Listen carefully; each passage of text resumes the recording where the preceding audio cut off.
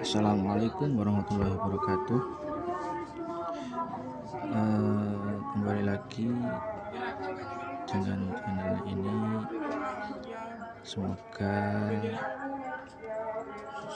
teman-teman semuanya selalu diberi kesehatan oleh Tuhan Yang Maha Esa. Oke, kali ini saya akan memaparkan mengenai pembelajaran PAI bagi anak difabel atau anak berkebutuhan khusus autisme. Makalah ini disusun untuk memenuhi tugas mata kuliah pembelajaran PAI bagi anak difabel atau ABK autisme dengan dosen pengampu Nurjana MPD. Anak adalah amanah dari Allah Subhanahu wa taala yang dititipkan kepada orang tua dengan potensi yang baik. Sebagai amanah, Islam mewajibkan kedua orang tua untuk menjaga, memelihara, dan mendidik anak sesuai dengan kehendak atau perintah si pemberi amanah, supaya potensi baik yang telah dianugerahkan Allah kepada dapat dikembangkan seoptimal mungkin. Dalam perspektif Islam, terdapat beberapa petunjuk tentang perlindungan terhadap hak-hak anak. Hak-hak tersebut yaitu: 1. Hak anak untuk hidup. 2. Hak anak dalam kejelasan nasabnya atau garis keturunannya. Yang 3. Hak anak dalam pemberian nama yang baik. Yang keempat, hak dalam memperoleh ASI. Hak anak dalam mendapatkan asuhan, perawatan, dan pemeliharaan. Yang keenam, hak anak dalam kepemilikan harta benda. Yang ketujuh, hak anak dalam memperoleh pendidikan dan pengajaran. Pembelajaran terhadap anak-anak berkebutuhan khusus merupakan suatu kegiatan pembelajaran di mana para pendidik dituntut untuk memiliki keahlian khusus serta cermat mengamati bakat dan minat mereka, bukan bertumpu kepada prestasi akademik terstruktur sebagaimana pada anak-anak normal. Rumusan masalah: apa yang dimaksud dengan anak berkebutuhan khusus? Bagaimana pengertian autis? Yang ketiga, bagaimana pembelajaran PAI pada anak berkebutuhan khusus autis?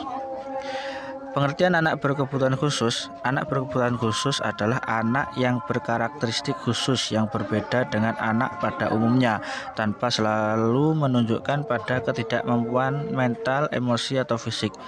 Anak berkebutuhan khusus atau ABK memerlukan penanganan khusus yang berkaitan dengan kekhususannya. Di Indonesia, istilah yang lebih dahulu dikenal atau mengacu pada anak berkebutuhan khusus adalah anak luar biasa. Selain anak berkebutuhan khusus, juga dikenal istilah anak cacat, anak berkelainan, anak tuna, dan dalam pembelajarannya menjadi salah satu kelompok anak yang memiliki kebutuhan khusus. Dalam penggunaan istilah tersebut memiliki konsekuensi yang berbeda. Istilah yang paling tepat tergantung dari mana sudut pandang individu masing-masing. Dalam bahasa Inggris dikenal 3 istilah yang berkaitan dengan anak berkebutuhan khusus, yaitu impairment berhubungan dengan penyakit dan kelainan pada jaringan, disability berhubungan dengan kekurangan atau kesalahan fungsi atau tidak adanya bagian tubuh tertentu. Yang ketiga, handicap berhubungan dengan kelainan dan ketidakmampuan yang dimiliki seseorang bila berinteraksi dengan lingkungan. Penyebab umum terjadinya kelainan pada anak berkebutuhan khusus dikelompokkan menjadi 3. Yang pertama yaitu prenatal atau sebelum melahirkan. Di dalam kandungan sebelum kelahiran dapat terjadi di saat konsepsi atau bertemunya sel sperma dan sel telur, atau juga dapat terjadi pada saat perkembangan janin dalam kandungan. Kejadian tersebut disebabkan oleh faktor internal, yaitu faktor genetik dan keturunan. Penyebab kelainan prenatal dari faktor eksternal dapat berupa benturan pada kandungan ibu, jatuh sewaktu hamil, atau akibat makanan atau obat yang mencederai janin dan sebagainya. Yang kedua yaitu natal atau saat kelahiran. Penyebab kelainan pada anak bisa terjadi pada saat ibu melahirkan, seperti kelahiran yang sulit, pertolongan yang salah, infeksi karena ibu mengidap sifilis, dan sebagainya. Yang ketiga yaitu postnatal atau setelah kelahiran. Kelainan yang disebabkan oleh faktor setelah anak lahir seperti karena kecelakaan, bencana alam, sakit, keracunan, dan sebagainya. Yang termasuk ke dalam anak berkebutuhan khusus antara lain tunanetra, tunarungu, tunagrahita, tunadaksa, tunalaras, autis, dan Down syndrome. Yang selanjutnya yaitu pengertian autis. Autis berasal dari bahasa Yunani yaitu auto yang artinya sendiri. Hal ini dilatar belakangi oleh kenyataan bahwa anak autis pada umumnya hidup dengan dunianya sendiri, menikmati kesendirian dan tidak ada respon dengan orang sekitar. Menurut Catherine Moritz, autism has been considered a pervasive developmental disability. Sedangkan menurut Diane E. Papalia, autisme merupakan suatu kelainan fungsi otak yang parah yang ditandai dengan kemunduran interaksi sosial, kelemahan dalam berkomunikasi dan berimajinasi, dan memiliki lingkup aktivitas dan berkaitan yang sangat terbatas. Penyebab autisme yang sebenarnya kurang diketahui dengan jelas, tapi yang dapat dipastikan bahwa gangguan yang ada pada autisme tidak disebabkan oleh faktor lingkungan, melainkan faktor organis. Banyak pakar telah sepakat bahwa pada otak anak autisme dijumpai suatu kelainan. Ada 3 lokasi di otak yang ternyata mengalami kelainan neuroanatomis. Gangguan pada anak autis. Secara neurologis, anak autis adalah anak yang mengalami hambatan perkembangan otak, terutama pada area bahasa, sosial, dan fantasi.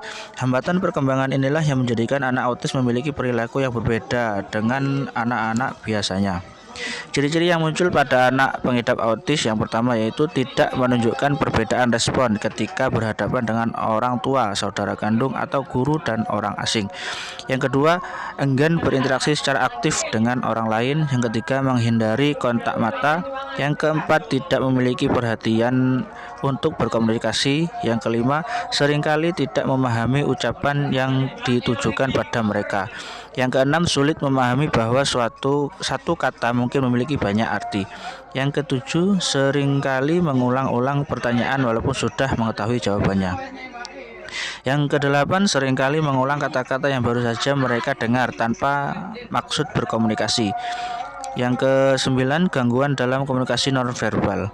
Yang ke-10, muncul gangguan tingkah laku repetitif, pengulangan seperti tingkah laku motorik ritual seperti berputar-putar dengan cepat, memutar-mutar objek, mengebak-ngebak tangan, bergerak maju mundur atau kiri ke kanan.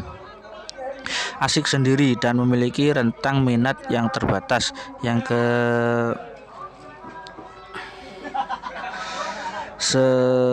ke-12, sering memaksa orang tua untuk mengulang suatu kata atau potongan kata. Yang ke-13, tidak suka dengan perubahan yang ada di lingkungan atau perubahan rutinitas.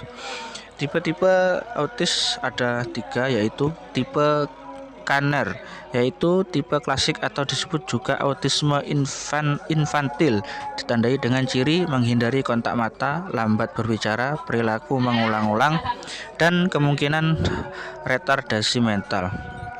Sindrom Asperger atau SA, perkembangan perilaku menentang persuasif yang spektrum. Cirinya adalah defisit sosial namun perkembangan kognisi bahasa relatif normal. Tipe regresif epileptis.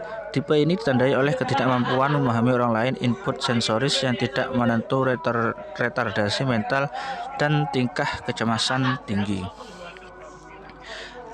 Klasifikasi autis ada 3, yaitu Autism Spectrum Disorder atau ASD. Yang kedua yaitu Asperger Syndrome. Yang ketiga yaitu Multisystem Developmental Disorder atau MSDD.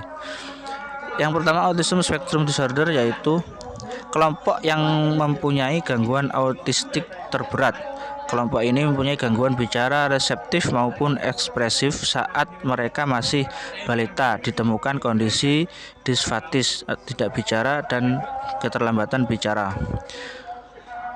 Yang kedua yaitu Asperger syndrome. Asperger syndrome adalah penyandang autisme yang tidak mengalami keterlambatan bicara, namun ia mengalami gangguan berbahasa, yaitu gangguan semantik dan pragmatik. Yang ketiga, multi system developmental disorder. Dalam klasifikasi DSM ke-5 tidak ada istilah MSDD, yang ada hanya Autism Spectrum Disorder (ASD) dan Asperger Syndrome. Klasifikasi yang menyebut tentang multi system developmental disorder dibuat oleh sekelompok peneliti yang disebut sebagai klasifikasi 0 sampai 3 diagnostic classification.